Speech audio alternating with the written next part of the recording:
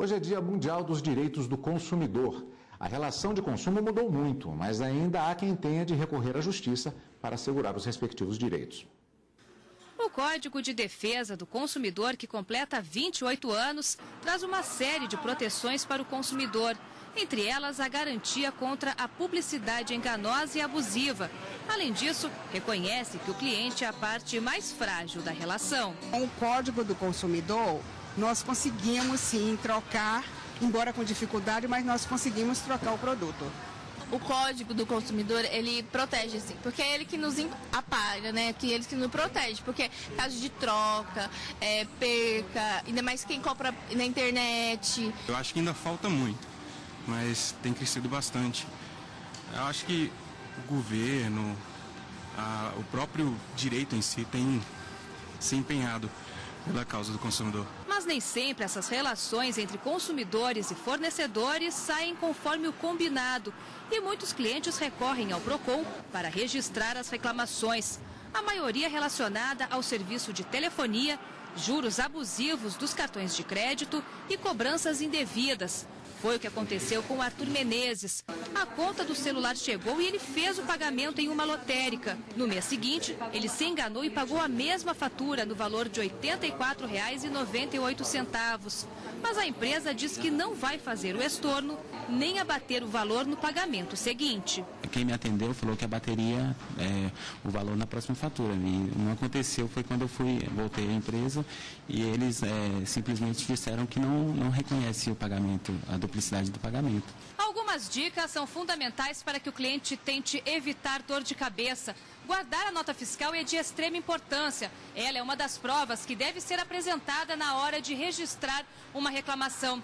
Aqui no Distrito Federal, só no ano passado, mais de 50 mil consumidores procuraram o PROCON para resolver algum conflito. E 70% dos casos foram solucionados assim que os fiscais do órgão entraram em contato com a empresa. Mas, às vezes, é preciso mover uma ação judicial.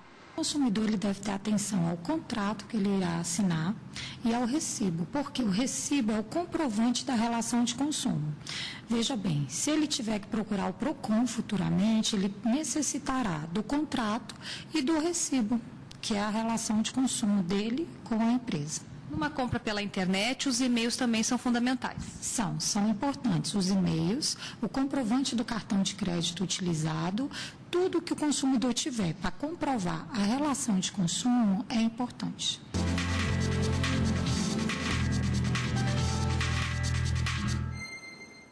E para falar sobre esse tema, nós conversamos agora com o advogado especialista em direito do consumidor, Renato Couto. Obrigado pela participação conosco. Boa tarde. Boa tarde.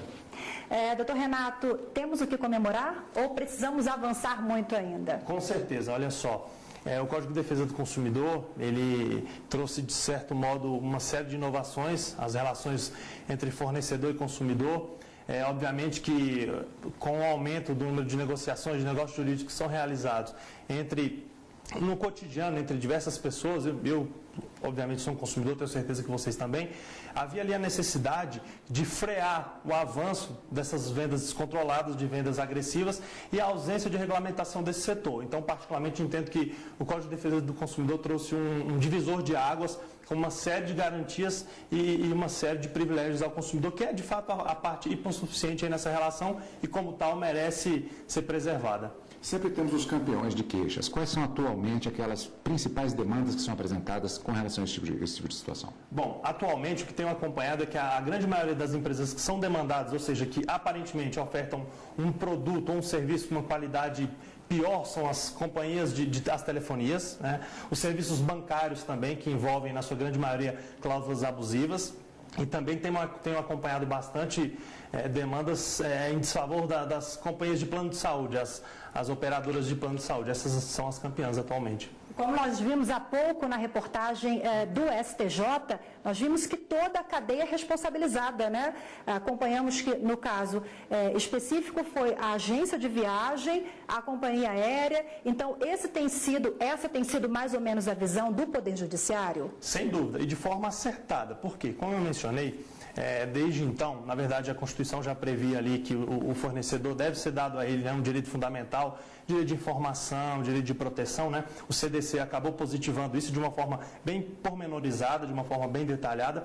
E entre esses benefícios, o Código de Defesa do Consumidor prevê que quando há, nessas relações de consumo, mais de um fornecedor, o caso exemplificativo, confesso que não conheço na sua profundidade, mas vou mencionar de modo geral. Quando há, na verdade, mais de um fornecedor, você adquiriu aquela passagem aérea da companhia A. Entretanto, a sua compra foi realizada no site B, que é de uma outra empresa, que faz esse intermédio. O próprio Código de Defesa do Consumidor traz aí a possibilidade de que você demande todos os fornecedores dessa cadeia e serão todos eles responsabilizados de forma objetiva e de forma solidária. Aproveitando o gancho justamente daquela reportagem, verificamos que o tribunal não considerou a questão do dano moral. Quer dizer, há um elemento de subjetividade muito forte na análise dessa questão específica do dano moral gerado por um contrato não cumprido? Sem dúvida. Olha só, eu confesso que na prática temos visualizado, e aí vou falar de modo geral e depois vou especificar no caso das relações de consumo, que a princípio o mero descumprimento contratual seria o caso exemplificativo daquele fornecedor que oferta, que vende uma passagem aérea e não a disponibiliza, ele não geraria um dano moral. Seria um risco que estaremos ali expostos ordinariamente. Entretanto, eu confesso que na prática, nos casos relacionados a consumidores, temos visto que sim, e obviamente eu corroboro com esse entendimento, de que esse tipo de situação frustra, no caso específico, não frustrou a viagem no resultado final, mas traz uma insegurança, a viagem provavelmente não terá o mesmo sabor que teria se tudo tivesse ocorrido de forma regular. E aí eu entendo particularmente que deve haver, extrapola sim um mero descumprimento contratual, deve haver incidência da indenização moral. Entretanto, temos esse problema que foi mencionado, com relação a que critério ser utilizado. Eu particularmente entendo que temos, e o judiciário assim também tem entendido, temos que levar em consideração a extensão do dano e, mais especificamente, eu dou uma especial atenção ao poder econômico daquela empresa que causou aquele resultado. A título exemplificativo, uma indenização de R$2.000 para uma empresa que tem aí patrimônio de milhões, irrisório, não vai ter a efetividade que deveria ter. Agora é o seguinte, compras pela internet, como é que o consumidor pode evitar ciladas? Olha só, a internet ela traz uma série de benefícios. Obviamente que sugiro que antes de que o consumidor, e falo com propriedade porque adquire uma série de equipamentos aí pela internet, é importante que você consulte, você verifique se aquele site é um site confiável. Existe hoje o Reclame Aqui, entre outros, que acabam norteando aí, auxiliando o consumidor.